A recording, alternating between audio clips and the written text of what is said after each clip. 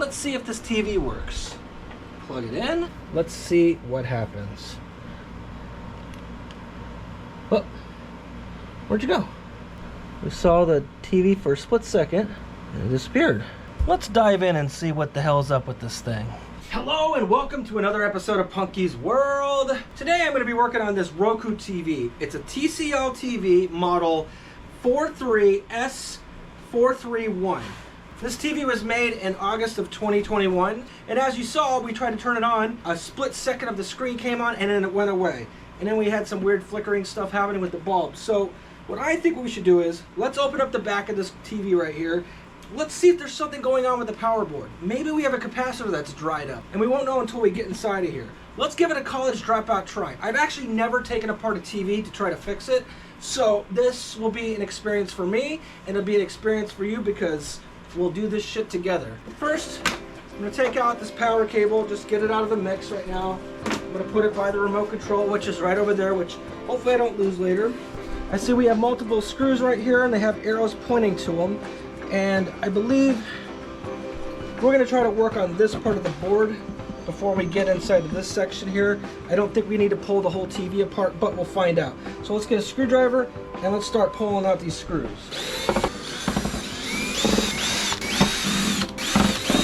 Cool. Where's my plastic bag? All right, we'll put those screws in there. Ah, it just needed a little convincing. There we go. And remember, you're gonna have screws in here, so...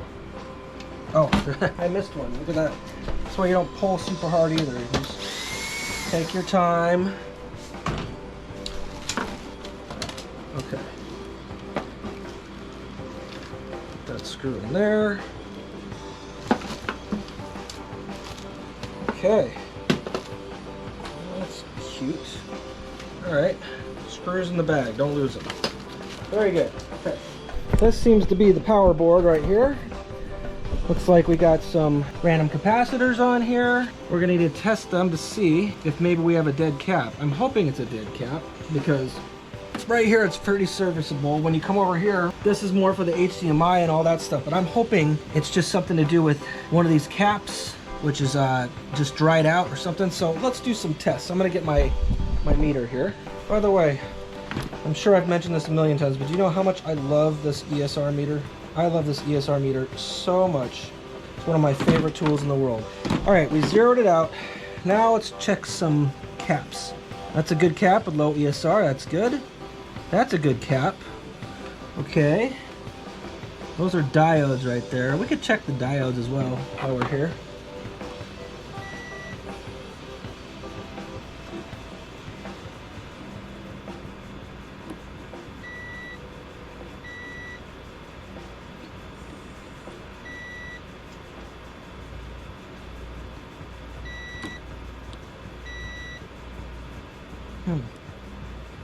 Interesting. I wonder if something's up with that diode. So I put my meter into diode mode just to test the different diodes. That one tests good. Yep. Same with that one. We go to this one. Okay, and in the other direction. We got a bad diode right here. I think this is shorted out.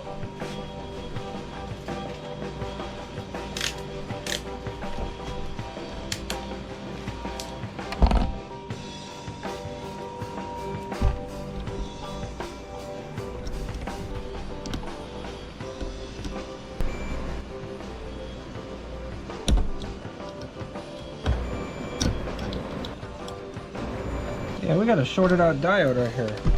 Alright, well that explains that.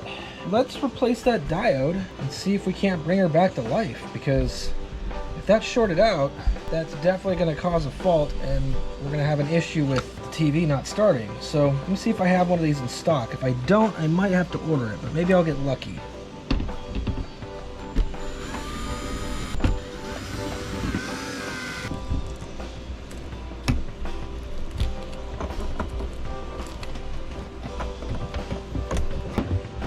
And our diode that we're going to be messing with is right here. to there. So we'll heat those up. We'll pull that out, and hopefully we can get this thing going. It'll be great, and it won't take too much time to do. So hopefully we can do that super quick. We'll change that diode out. We'll have ourselves a working TV, and it won't be such a long test to do. This might be a really short video for you guys. Point is though, is that you could do this testing yourself at home. Just some a simple multimeter. You don't even need anything super fancy, you know. I mean, you can test all the diodes. You can see, oh wow, they're shorted both directions. It's not supposed to be that way. The power's supposed to flow one direction. It's another day, another dollar. Here we go. Parts came in. Looks like we got our diode. So now what we got to do is we got to find the right one, because this came in a few different packs of them. Because in the future, if I have other stuff that goes out with bad diodes, and I can swap it and fix it, and it'll be great. So we're looking for the 3200s. Okay, so we got it flipped over. There's still a lot of surface mount shit on there too. But luckily we're gonna take this one and that one off right there to get this guy off. All right, we're gonna let this thing heat up. I'm gonna increase the temperature to as high as it goes, which is probably 480 Celsius. We'll let it heat up. This is our 3200. Okay, cool. So we can put the rest of these guys away. Since I've been doing so much of these things, I've been just building up a collection of just all sorts of different diodes and random stuff, just because I need them for multiple other repairs. But instead of just having it come with one, it comes with a shit ton more. I think our thing is heated up. There we go. Okay. You know what, now we'll just move the TV out of the equation for right now. Put this guy over here. Okie dokie, artichoke. Start heating it up and start pulling it. I'm just gonna grab onto it.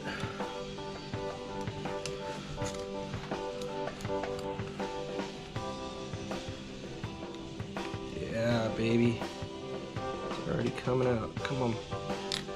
Oof, so close. Oh, we got it. Cool. We're gonna get the diode out, do some bending on it.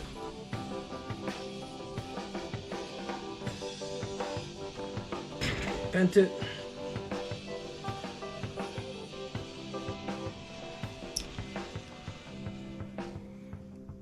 Got it. So I got it in the hole. That's good. Now I need to solder it in place. We're gonna solder her in like this. And actually, I need to turn my gun down a little bit, I think, but yeah, I gotta turn it down. I'll go 364. Nice even number. Perfect, nailed it.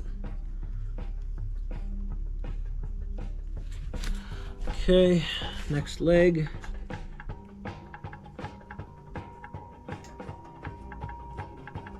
All right, let's trim the hairs, unplug the iron.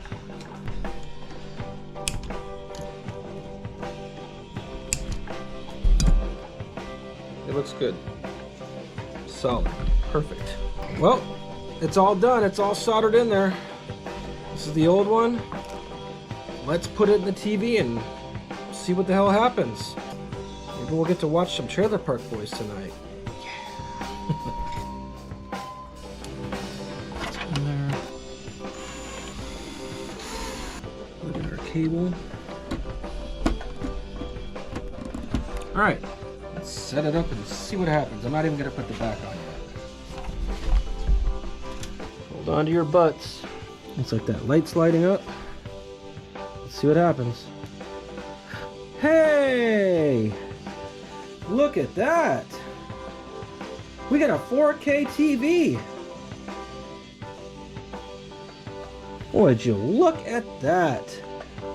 No way! Cool!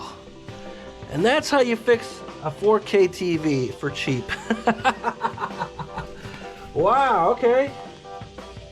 I don't have it connected to the internet or anything like that, but pretty cool though. I wonder what happens if you go to YouTube. It'll try to, yeah, fail to connect. Maybe they have a Netflix account too. They're not connected. All right. You see that skid?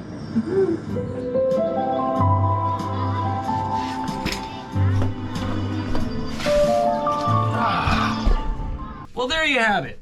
We got our TV working. It cost us practically nothing to fix this. This would have gone straight to the landfill. And it's sad because I think this TV is from 2022. And the fact that it burned out, like, that sucks for the person that bought it, you know? But it would have ended up in the landfill over one small little stupid part. And it's a very nice TV. It's a 4K TV. It's a Roku TV. I mean, I'm not sure how much the Roku TVs are going for, but either way, you know, it's a 4K TV. And the fact that one little stupid little diode failed caused the whole TV to take a crap, and the person got rid of it because they don't want to mess with it. But that's the thing too. You can pick up TVs for next to nothing. There's so many times I see on the internet or on the marketplace. You find them on the side of the road sometimes. Their screens aren't cracked, they just don't turn on. Well, if it doesn't turn on, a lot of times it has to do with the power board, which is just an easy fix, whether it's a capacitor, a diode. And if you just have some basic testing skills, I mean, you don't even need a crazy meter to do what we did. You just need one that can test diodes, and most multimeters do that kind of stuff. Now, if you're going to test capacitors that are in the board, yeah, you're going to need an ESR meter for that. But nevertheless, this was an easy fix. Thank you so much for joining me in this episode of Punky's World. I hope you learned something.